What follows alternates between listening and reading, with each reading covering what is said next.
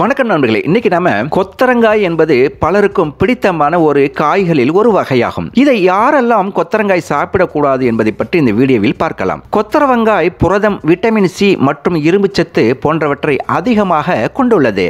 Vitamin C உங்கள் நோய் எதிர்ப்பு சக்தியை அதிகரிக்கிறது. மேலும் இரும்புச்சத்து இரத்த சோகை வராமல் தடுக்கவும் இது உதவுகிறது. கொத்தரவங்காய் குறிப்பிடத்தக்க அளவு கால்சியம் மற்றும் வைட்டமின் ஏ ஆகியவற்றை கொண்டுள்ளது. இது உங்கள் எலும்பு ஆரோக்கியத்தை மேம்படுத்துகிறது. வைட்டமின் ஏ உங்கள் கண் பார்வை மற்றும் நோய் எதிர்ப்பு சக்தியை மேம்படுத்தவும் இது உதவுகிறது. கொத்தரவங்காயில் உள்ள ஆக்சிஜனேற்றிகள் உங்களை வயிற்று புண்களில் இருந்து பாதுகாக்க உதவுகிறது.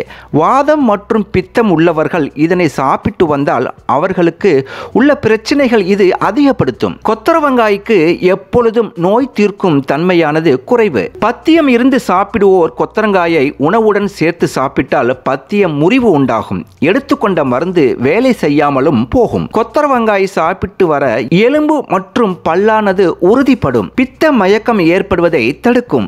மாலைக்கண் நோயை குணப்படுத்தும்.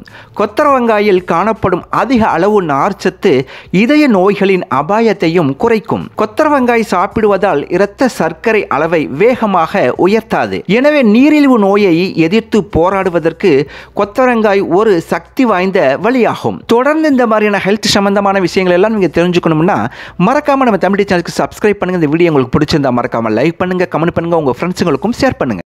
லைக் பண்ணுங்க, ஷேர் பண்ணுங்க, சப்ஸ்கிரைப் பண்ணுங்க, பக்கத்துல இருக்கிற பெல் பட்டனை பிரஸ் பண்ணுங்க. Bye bye.